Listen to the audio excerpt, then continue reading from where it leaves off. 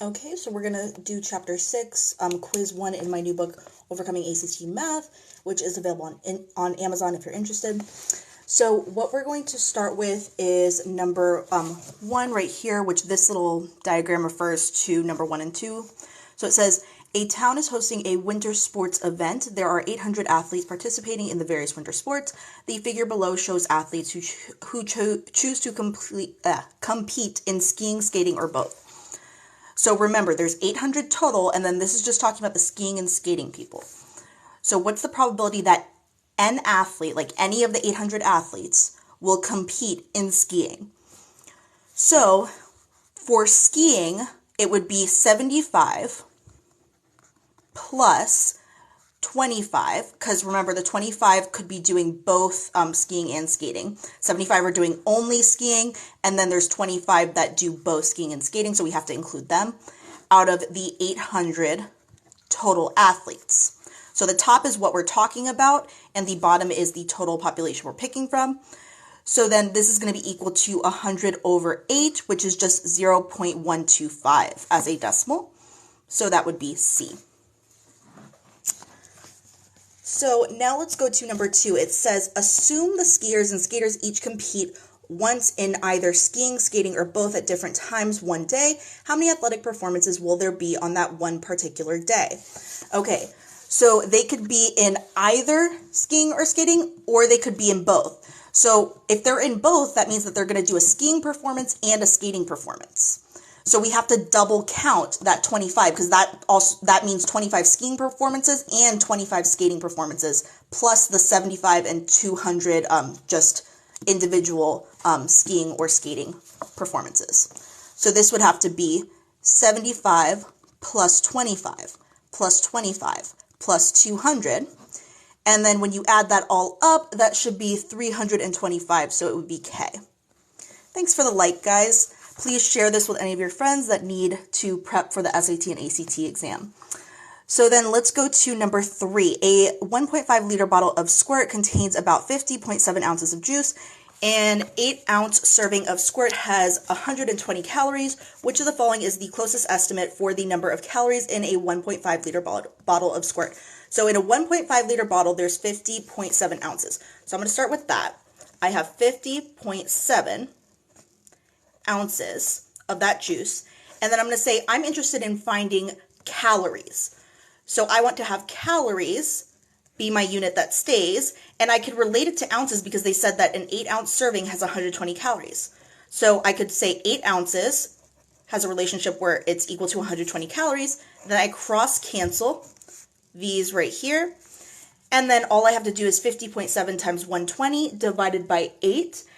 And so that's going to give you 760.5, and it says what's the closest estimate, so then that would be closest to G. So let's go to the next one. It says, what is the perimeter of an equilateral triangle if the area of a triangle equals 16 root 3? Now, for this one, this is one of the more rare area formulas for a triangle. You're usually not going to need this one, but it does pop up every so often on the ACT exam, and this is the area of an equilateral triangle formula. So the area of any equilateral triangle is equal to the side, that's what S is, squared, the side length squared because all the sides are equal, if it's equilateral, times root 3 over 4. So if they told us that the area equals 16 root 3, we could plug that in for A, for area, and then we could solve for what S is, what one of the sides is. Now, if it's equilateral triangle, that means every single side length is the same. So if we find S, we can just multiply it by 3 or add it 3 times, same thing, and we would have the perimeter. So let's do that. We're going to solve for S and then multiply it by 3 to get the perimeter. So I'm going to multiply each side by 4, and when I do that, I'm going to get that 64 root 3 is equal to S squared root 3. I could cancel out the root 3's on each side, so then it's just S squared is equal to 64, so that means that S must be equal to 8. Now remember, that's just one side of the equilateral triangle, so I multiply it by 3 and I get 24. So the perimeter is 24, D. Someone asked, where did I get the 5 from? That's not a 5, that's an S. S like the side length squared. Sorry, I know it looks kind of like a 5. So then let's go to number 5. Which of the following is the value of this right here? So on the exam, on the ACT exam, you could technically not even know your fraction rules, and a shortcut that you could do if you completely forget adding and subtracting fractions is like put this into your calculator, get a decimal for it, and then match it with whatever these are as decimals in your calculator. But that's going to take you a lot longer than just doing like the regular arithmetic way. So the regular way is just make sure you have a common denominator by multiplying by 13 on top and bottom here and multiplying by 11 on top and bottom here. So we have the same bottom number, the same denominator. So when we do that, that's going to be 143. And on top we get 104 because 8 times 13 is 104. And then we subtract 5 times 11 is 55. And then 13 times 11 we know is 143. So now when you add or subtract with fractions, you have to keep, sorry, I have OCD. Okay, you have to keep the like denominator, 143, and you have to subtract the 104 and 55 on top, and that gives you 49. So 49 over 143, so it would be B. So then let's go to number 6. Which of the following is the largest possible product for two odd integers whose sum is 16? So let's call these integers x and y. So x and y have to sum to 16, so they have to add up to 16. And we want the largest possible product for x times y, because product is multiplication. And we know that they have to be odd integers.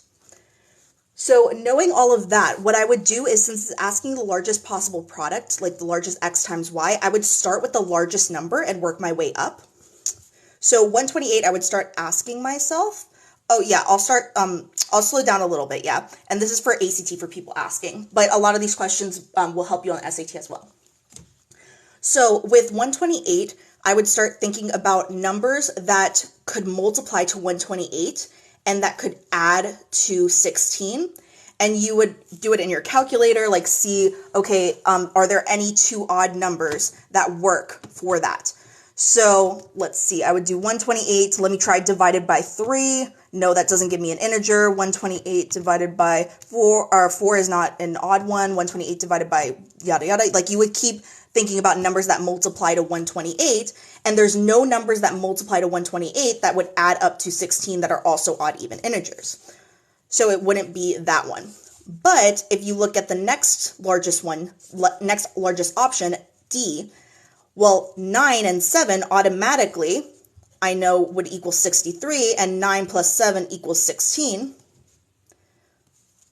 So those are both odd numbers, odd integers that match our rules right over here. So it would be D. So let's go to number 7. So for number 7, we have this, and which of the following is equal to y over x? So I'm going to start by multiplying each of these, cross-multiplying here. So we're going to say it's 3 times negative x minus 5y is equal to 2 times 2x plus y. And then we're going to distribute the 3 to each of these terms. So it's going to be negative 3x minus 15y is equal to, and then we're going to distribute the 2, meaning we're multiplying it to each of these inside. So it would be 4x plus 2y. Now I'm going to try to get the x's together on one side and the y's together on the other. So I'm going to subtract 4x from each side over here. It's going to cancel out there. And that's going to give me negative 7x minus 15y is equal to 2y. Now I'm going to get the y's together by adding 15y on each side. That's going to cancel out here, so then I get negative 7x is equal to 17y.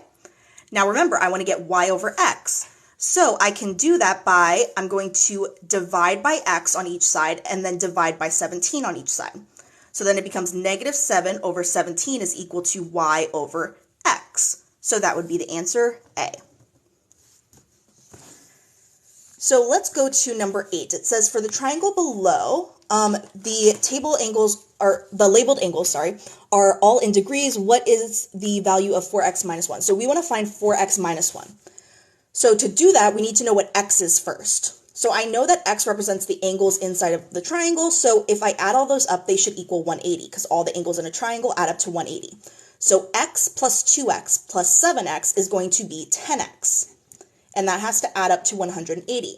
I can divide by 10 on each side to get x by itself. That's going to give me that x is 18, but remember, I'm trying to find 4x minus 1.